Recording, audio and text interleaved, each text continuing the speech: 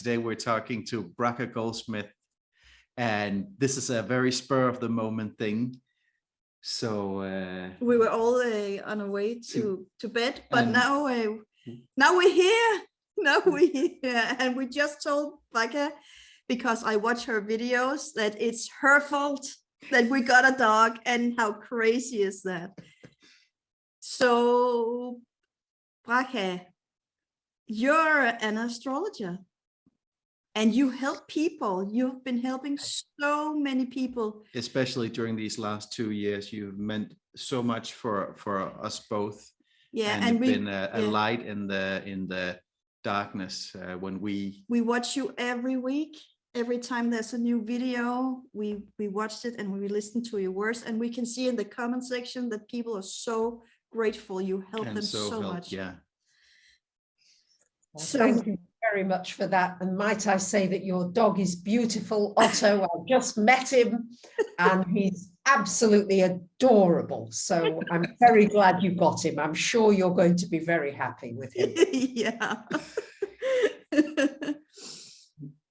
Yeah. Well, I need to find something to ask you. This is so spontaneous. How did you come into this? I mean, you're not just an astrologer. You also channel and combine those things. So how did that happen? How did that amalgamation of things occur? I guess it's like anything in life. It's never quite how you plan things or how you think things are going to work out. I would have to say it happened by accident rather than by design. The astrology I've always loved. Okay. Ever since being very young, I'd always had an interest in the stars, the moon, the planets. It's fascinating. But the channeling really came about 6.5 years ago, very much in what I recognize now afterwards was some kind of like a spontaneous Kundalini awakening. But I only know that now because I didn't really know what Kundalini was, and I'm still not 100% sure. Did you do anything to bring that about, or was it just completely spontaneous out of the blue? It really just happened. I was not meditating or anticipating. I was just interested in channeling. And I had one session with Summer Bacon. I think I've mentioned her many times. She was like my initial entry into channeling. I admire her because she's such a pure channel. And I just sort of sat down the next morning and thought, right, like you do, you get a book out and say, right, let's try. And then it just, everything just sort of opened from there. So it was very spontaneous.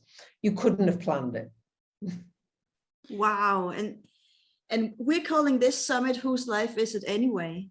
So do you know when something like that happens through you and you haven't planned anything? So what is it? Is it our son? Sorry. That's all right. What's his name? Saxe. Yeah. S-A-X-E, like it's like from the Anglo-Saxons, like the small sword, a one-edged sword. So he's named after that. Yeah. Name, beautiful. So something happened through you and to you, and you're talking about the stars and the planets too, and how they connects with us and hvad hedder det, påvirker? Affects us and our lives. So whose life is it? What is your take on that? I'm not sure what you mean. I'm not sure that one's life belongs to. No, but it's like we are here in this physical so-called 3D existence. It's quite dense, and we seem to think that we have been imbued with free will, and we are allowed to make choices. You also hear a lot about people who have had near-death experiences where they get to see their life, and they get to talk to their guides, maybe God, maybe Jesus, maybe other avatars, and where it seems like most of it's actually planned, but you have certain entry exit points, certain nodes where you can make like a detour and then maybe come back into some sort of path. Right now you are channeling these Pleiadians, who some say come from the future to help us steer down the correct path. So I don't know if that clarified it at all, but it's like we have all these different levels of existence, and we seem to think we are here, and then some of us become aware of there's more to it than that. Yeah, we've grown up being taught that everything is a coincidence. But is it a coincidence? Are the stars or planets directing us or deciding, or do we still decide? How do you see it? Because all these things that you're talking about in your videos, it has happened. Okay, so I think that astrology is a language of frequency. It's a language of energy. So it gives you an opportunity through the symbolism of astrology to look at the potentials of what those energies might bring. So for you, it brought a dog. All right. Someone else, it might bring a move of home. Someone else, it might bring a new relationship. Yeah, there are many possibilities depending on which frequency level you are operating at. And as we are now going through what is it has to be an evolutionary shift of frequency, we are able now to tune into many more possibilities. When I first did astrology 20, 30, 40 years ago, it was much more narrow from my perspective. Now it feels like it's widening and widening and widening, because I think there's so many aliens upon planet Earth. I wouldn't call them aliens, but, you know, from other planets, hybrids, there's all sorts going on. How could we possibly think that we're alone in this universe? I think it's just unbelievable. And we're about to make a very big energetic shift, or we're just going to blow ourselves up. So we have to do something different. And that's where I think all these new energies start to be able to penetrate, because we're really looking for something else now. It's like, hey, now, we need some help here. Hello, is there anybody there? I mean, do you feel similar maybe? Yeah. Quite. But are there someone out there that can resist those energies? Because Sure. Okay. Sure. Of course, you can resist, how to say, most people do usually resist anything that is new. Dog, for instance. You know? Yeah. I mean, most people do. That is the reaction. We're not wired to be able to change our habits quickly, because, you know, we're wired in, if you learn to drive, you want to be able to do it automatically. You don't want to have to every time get in a car and remember where first gear is. Yeah. Right. So certain habit patterns, we need the wiring not to change certain things. And we have to now begin to discern what we need to change and what is still working for us. And I think that's part of the conundrum. Yeah. One of the things I've been shown very clearly is that it's very much up to us, and also on an individual level, what level of reality we want to tune into. So we can make this existence hell, or we can make it heaven. But there's a lot of forgetting also on a daily basis. Like I fall out of that state all the time, and then I get like fall into my old patterns. So how do we best do that on a discern and stay on the most benign frequency on a daily basis? I mean, you ask a very good question. I'm not sure I know the answer to that. Yes, because there are so many other things that pull us in directions, no matter how isolated you may live in a little tiny place at the top of a mountain or wherever you are. Yeah. There are still other energetic pulls. So you have to keep a very strong integrity of energy within self. Yeah. So that you're not buffeted by the winds of other people's frequencies. Yeah. Yeah. Does that make sense? Yeah. Yeah, it does. Yeah. We feel that every day because we are on social media. But then luckily some of your videos pops up and we share them and we see it's helping people navigating and coming back. So that's good.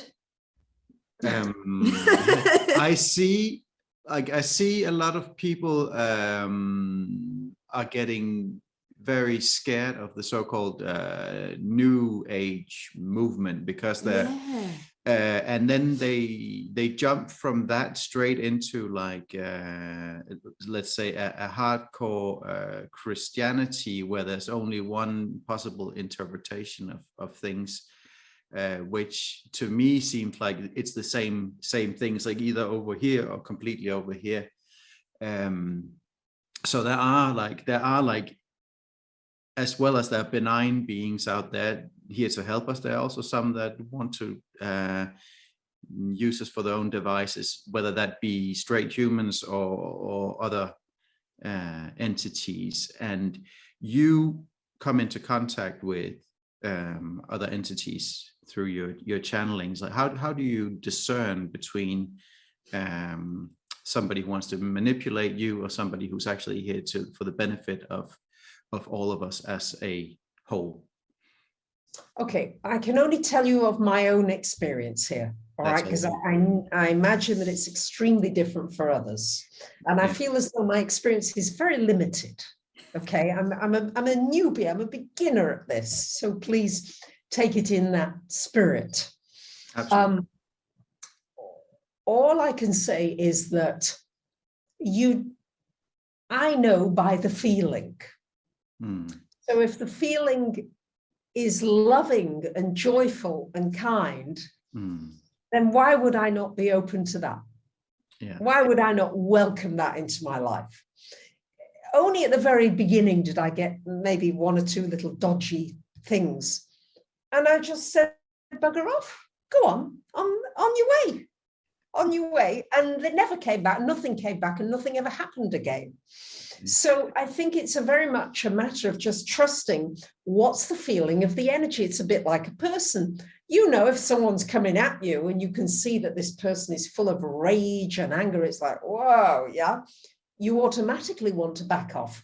I don't think it's any different with channeling and spirits and energies. No. So I see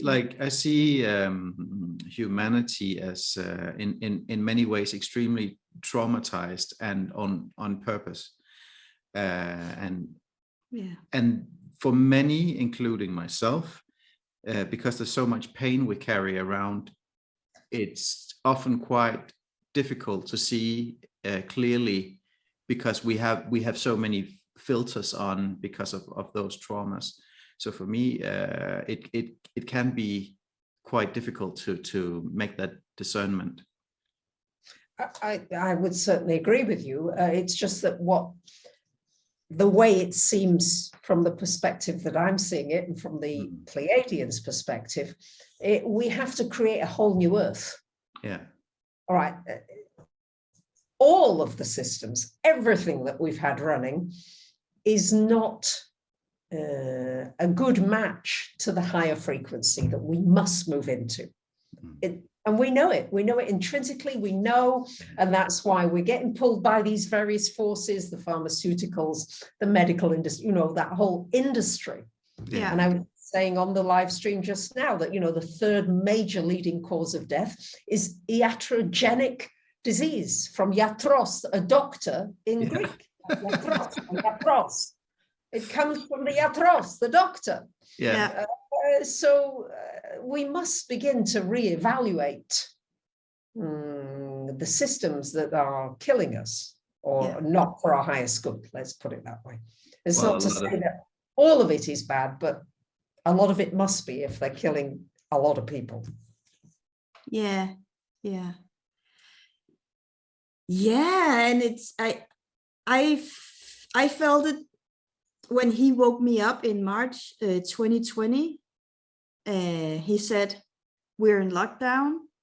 Everyone must stay at home. And it was like a switch turned on. And I was like, yes, this is why I'm here. And then I dove head right into the internet. I discovered YouTube. It was amazing. And then I started. People that removed everything. I started reading all kinds of comments under several videos, and I could see people felt the same way. It was the same. It was like a switch turned on.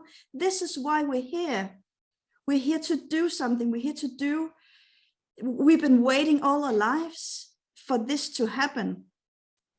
I didn't know for many years, every time I heard climate change, I was like so excited and happy. I was like, yes, it's coming. And the other part of me was like, why are you cheering this? This is a bad thing, right? What's happening to you? It's like, yeah, no, something's coming. It's good. And now all the lockdown stuff says, yes, now it is here. It's coming. And things get worse and worse. But at the same time, it gets better and better. So the more dark comes up, the more light comes up. And it's just so beautiful to witness when you can see the light. There are days when it's quite dark.